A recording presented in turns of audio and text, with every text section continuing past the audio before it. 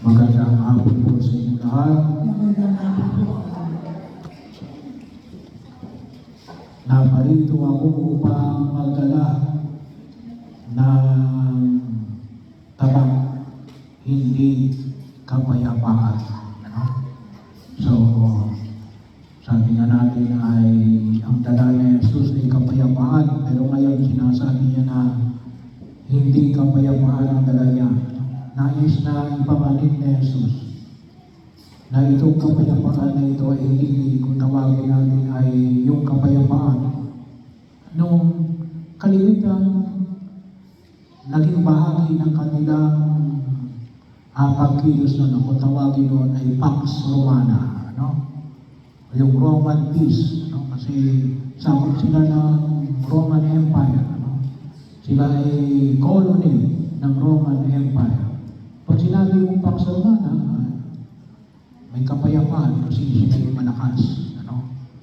So, may compromise, may kompromiso, ano?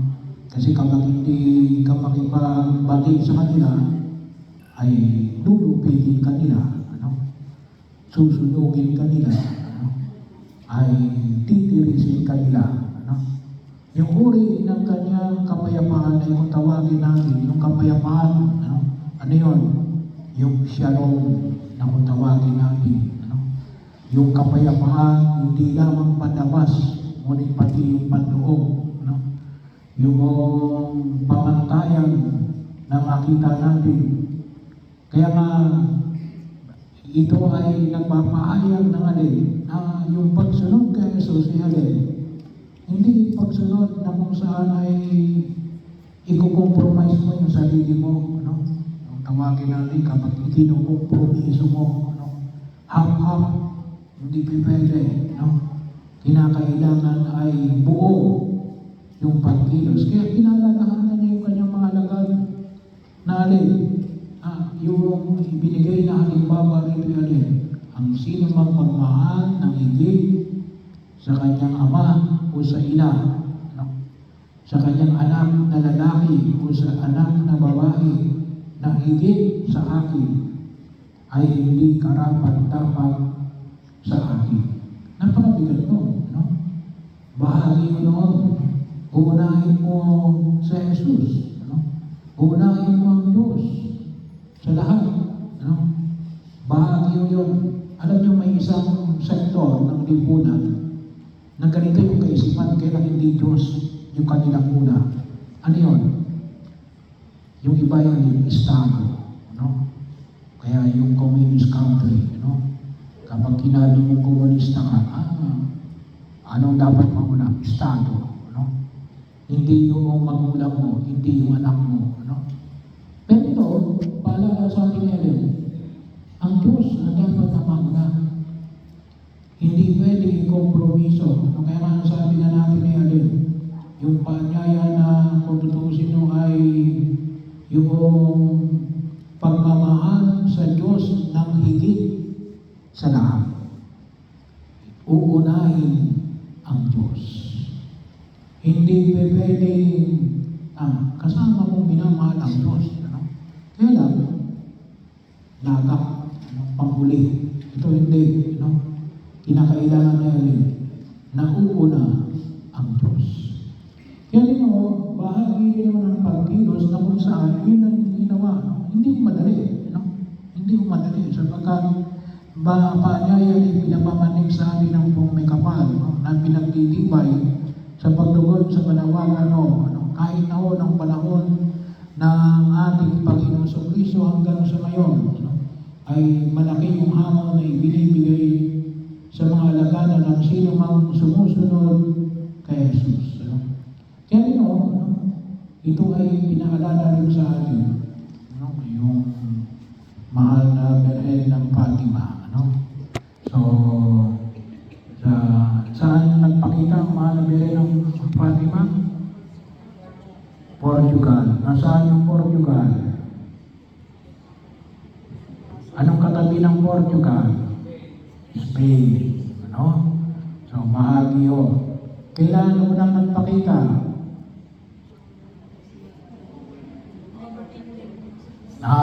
Huli yun. May 13, 1917. Ano? So, mag 110 years na next year. No? So ngayon, 109 pa lang. No? So, bahagi yun. No? Na makita nagmakita sa tatlong bata. Ano? Sino yung tatlong bata? Si Lucia, Francisco, at Jacinta. Ano?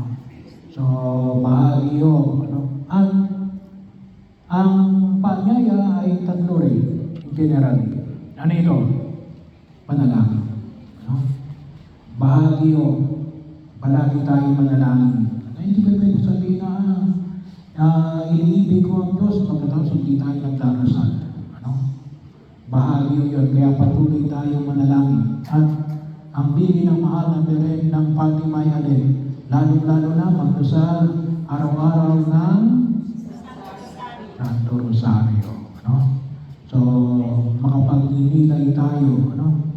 Sabi ko nga, napakalaki yung tulong ng Santo Rosario. Ano? Nakapagbibigay ng kapayapaan at kapanatagan ng kalooban. Ano? Physically, spiritually, kahit na psychologically. Ano? Malaki yung naitutulong ng pagdarasal ng Santo Rosario. Pero yun ang una. No? Tayo ay tinutulungan palagi na manalangin, palagi natin kausapin ng Diyos. Ano? Pangalawa, yung paanyaya na makita natin ni Allen ay penance. Ano? Sa Tagalog ng penance, pagsisisi. Ano? Matuto tayo, ano? Na makita na tayo ay nagkamali at humingi ng tawad. No? Humingi tayo ng tawad sa ating mga kahinaan at kakulangan. No? Napakahalaga po. No? Kaya napakahalaga rin yung elemento ng sakramento ng pangumpisal at ang sakramento ng pagkapahid ng langis sa mga may sakit. Ano? Alam nyo, bakit ang mga tao ngayon walang kapayapaan? Hindi marunong humingi ng tawad at hindi nagpapatawad. Ano? Hindi ko nagpapatawad. Kaya kung minsan nasabi natin, ano? Sabi nga ako masama ang loob ko sa tao ito. Ay, 20 years na nangyari. Ano? 20 years na. Kung minsan, patay na nga yung tao no? Kaya lang kapag naalala niya, nasasaktan pa rin siya. Ano? Nagugulo. Bakit? Ay, napakahalaga po ang paghingi ng tawad sa harapan ng pumuloy kapal. Pangatlo, ay ang pangatlo ay tinatawag natin na tawagin nga po natin ay kung tawagin natin ay para sa pagbibigay ng hinihingi ng katarungan. Ano? Bahagi ho, na makita ho natin. Kung tawagin nga ho natin ay for the remission of sin. Ano? Para pagkakataon. Ito rin yung kung mapapansin ninyo. Ito yung binigyang pansin ng ating unang pagbasa sa aklat ni Propeta Isaias. Ano? Bakit? Kasi anong sabi nga niya? Hinihingi niya yung alin, katarungan, social justice. Kasi yung mga Israelita, yung ginagawa ng mga Israelita, nagkahandog sila. Nagkahandog sila ng toro, ng baka. Pero alin, ay inaapi nila yung mga duka. Bahagi ho na kung saan reparation of sin ang tawag nga natin.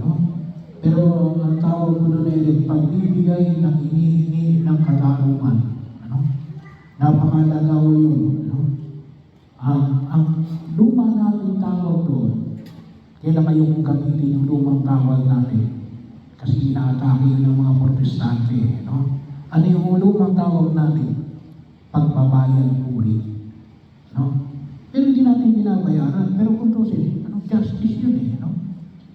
Halimbawa ito, binasag mo.